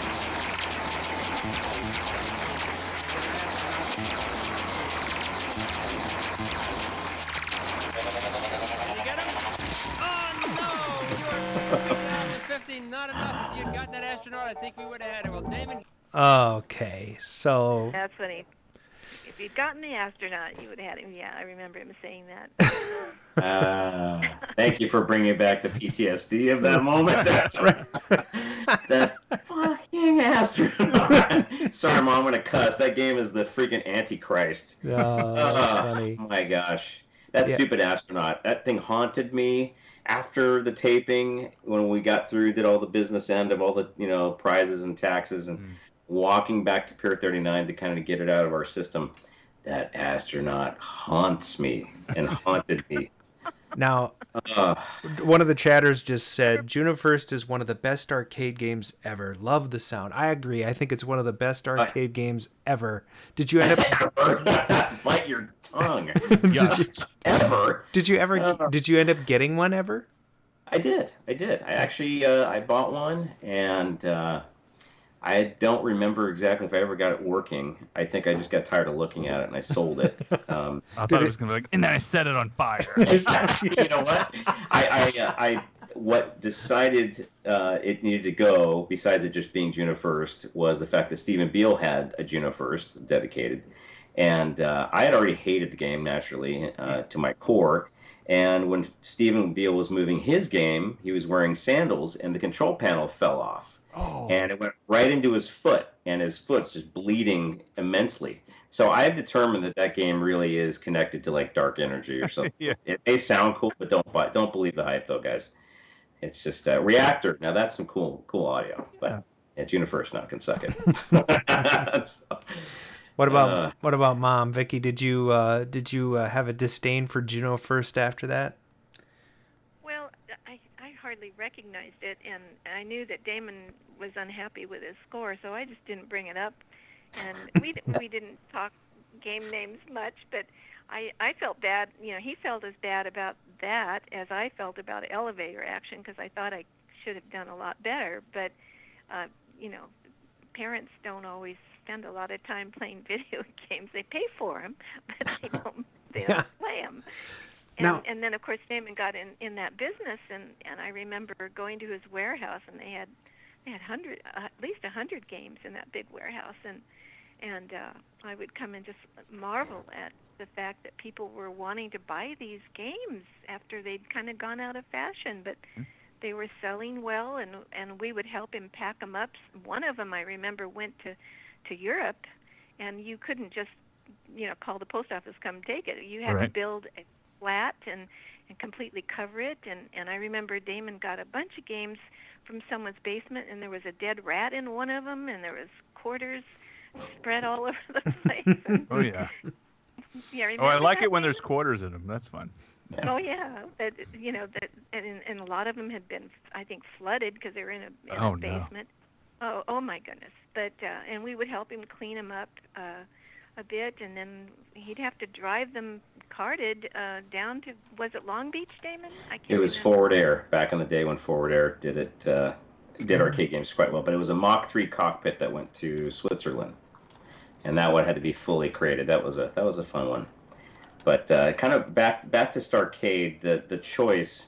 Imagine my surprise where you play Donkey Kong 3, Elevator Action, and Star Wars, and what are left are the Redhead Stepchild, which is basically Juno 1st or Motor Race USA. Both games I'd never played before, never even knew about them. I mean, if any of you guys have ever played or even seen Motor Race USA, it's like a game that I think IREM, I know it's in a Williams cabinet, but it's just like, oh man. So it's like choose the lesser of two evils. It's like voting in a freaking political election. It's like which one? They both suck. So the audio for Juno 1st is good, but yeah, I remember they brought out the cue cards for Geoff Edwards, and we're standing at the podium. I'm, of course, standing in my little Apple box, and they present, okay, you're going to choose this game, and if you choose that game in 30 seconds, you have to score this, and it just, the nervousness went up just with the fact of I wanted to win that Mr. Do, even though it wasn't a dedicated, it was in a Stern cabinet. But the fact is that I had no experience and didn't even play in the back sound stage. It was like these games were not there. So I don't know. To this day, I've played Motor Race USA, and now I think I picked the right game, even though Juno 1st can burn in hell. But yeah. So go ahead. I was just gonna say, you talked about being nervous. You both looked, like you're on TV. I noticed Mom had a couple poses for the camera occasionally. Oh, I did. You were looking very very much like a model. A little modeling, yes. Yeah, so it was I very. I did a little modeling back then, but that I know I had makeup on and we had to wear no stripes, no wild colors, so that's why I ended up going black and gray and giving him a gray top, and I thought that worked out nicely. But it's funny, you don't know how you're going to react once you get there and start the videotaping, but we had such a good time. It was easy to relax a little bit until it was your time to play the game. yeah, and then you're nervous as all heck. And you nearly have a heart attack and your knees shake. And So I assume they filmed this just straight through. They didn't have to redo anything. No, they didn't. And they had, at the time they taped it, it was really close to Christmas. It was like December 19th or something. And so instead of having a full audience, there maybe were 19 people there. Oh, man. And so the applause at the end of the show was very quiet. I mean, it was there, but it was. And then they invited the audience to come up. They may show that on the end of the show. I remember. Come up and shake hands with all of us, and I thought, oh, this is interesting. So. And if you pay attention at the end when the camera's sort of focused on the group coming up and shaking hands with people, I remember my mom saying, "I don't know who you are, but I'll shake your hands anyway." And you can kind of just, I can almost kind of see her lips move that direction. It was pretty funny because we had no idea who these people were, and I think some of them may have been the contestants that were going to be in later taping. Oh yeah, because they had like 4 shows, right? Yeah, which of course I have Polaroids of them in the green room. Oh. Thank you, Mom. Okay, well, first of all, we got Arnie and Brenda. That's the Polaroid of our competitors. Okay. Yeah, and then of course the other Karen and son from Michigan. What was it? Graskowitz. They probably recognize them from some one episode. And then another contestant. Let's see, that would be Charles and Marlene Bear. So they're kind of hard to see, but yeah. Yeah, that's awesome. Yeah, Polaroids. But yeah, they're on there. I think they were in subsequent episodes that were taped later in the day. But yeah, that was fun though. I think in the green room, I think they had like a ColecoVision or something, just to kind of ease your mind. But yeah, I actually back then Arnie was kind of puffing his chest out because he was a big 10th grader, and of course I was like 7th, 8th grade, somewhere around there. Yeah. And he was tall, everybody was tall to me back then, but Star Wars was his game, and he kept reminding me that he was like, oh yeah. I don't know what I said my favorite game was at the time. It definitely wasn't June 1st. But yeah, that was it. I was already like, oh yeah, Star Wars, and then to see that game, like, oh man. So that was, foreboding. I thought it was great. I was watching, and I'm like, he won. You kind of always rooting for the underdog. So I think even out of the gate, I was like, I hope they win. Sweet. Well, we were thinking the same thing. So all that whole experience doing this TV thing, you get done with it. You get to talk about it for years and years and years. How do you go back and watch the show to see yourselves ever? It's so funny. I was in PTA and I didn't tell anybody I had done that, and then at one big PTA meeting, someone stood up and said, and our member Vickie and her son Damon were on a television show. So it had evidently aired, and they saw it, and they had a lot of questions and stuff. So it had a residual effect, obviously, for years and years, and still now. Look at now; it's another residual effect. And I think good things in life are always worth remembering, and that was certainly one of the best moments in our lives together, and we've had others since, but that one was an early memory. And I think because I put together that scrapbook, I was a little anal about wanting to keep everything because I knew it was such a special occasion. Yeah. That and when I handed it to him years later, he was excited to see it. But I think as he gets older, he realizes how important it is to keep memorabilia for. Really? Oh yeah, definitely. Really? Yeah. And Damon has mentioned this a couple times. You mentioned on the show tonight, and maybe you could reiterate. Talk about that core memory bit you were just saying. That you were just telling us about how it's kind of like Inside Out. Yeah. Oh, you want me to talk about it? Yeah. Well, just tell your mom. You know, Mom. I mean, pretty much every Facebook Mother's Day. I will post those pictures, and I think actually one birthday. Starcade always sort of just blends itself into holidays or special days, and because that was such an epic day, and I am so grateful for you, Mom, to have supported, the crazy desires of your son. I never could imagine it, and still, I hope other parents, can at least spend the time, or at least our generation can at least extend that to kids and so forth. But it was just really, it was so special. But I remember building a personalized Monopoly game for my mom. It was like one you could buy, and then you add old photos, and it had a ton of nostalgia, all photos of my mom and so forth, but it was a Monopoly game. And I think I put in one of the Starcade photos. But really, I mean, looking back, it was an adventure that we had no idea how it was going to turn out. And she was a busy mom and had her side business, and I just wanted to do what I wanted to do, but I didn't realize now, looking back, just how much she put herself out there, and I'm so incredibly grateful, even with her elevator action score. I mean, no. Well, your dad was very supportive too, and still is, Yeah. Because without his earning a decent living and being able to provide us with the airfare to go up there twice, and the hotel room and the rental car and going to Pier 39, because it was not an inexpensive adventure when you look at it.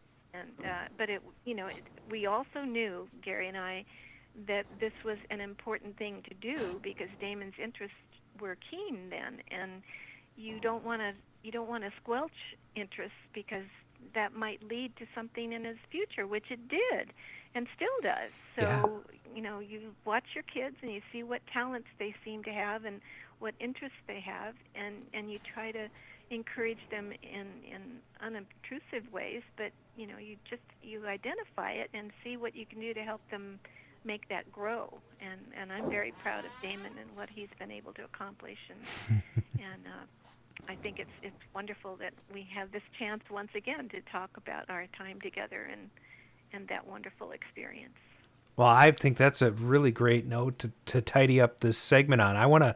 First of all, I want to thank you both for being on the show and ask you to stay on afterwards for just a couple minutes as we shut down. But I want to read one of the comments in the chat right now from Netropolis, and he says, "What a great mom!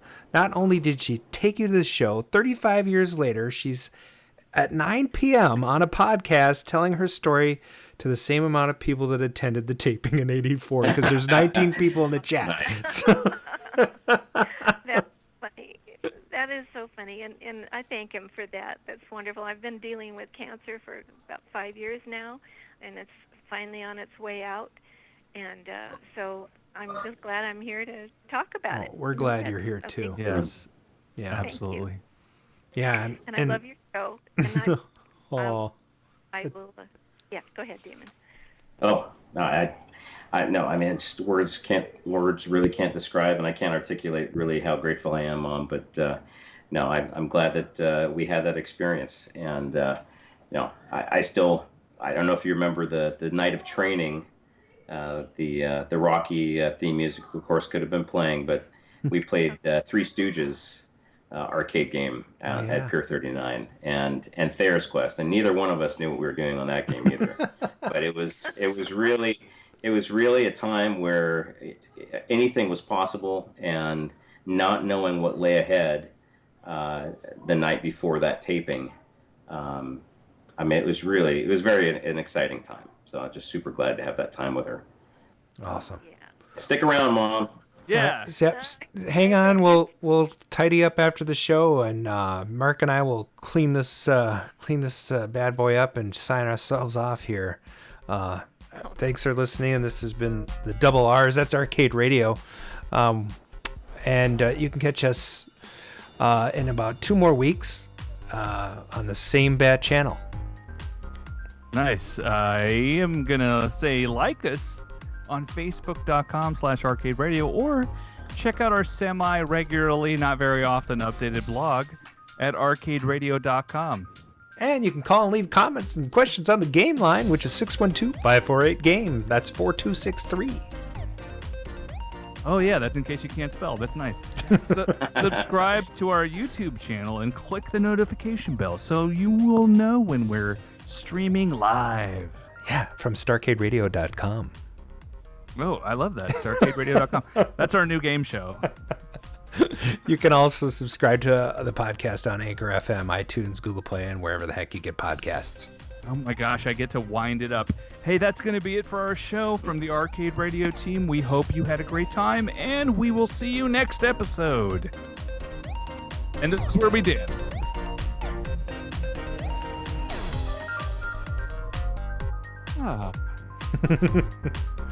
I'm dancing. I'm in my head. I'm dancing. Your feet are probably moving or something. Yeah. Can't quite. Okay. So I'm just gonna hang up. Oh, hello? Hello? Uh-oh. Hello?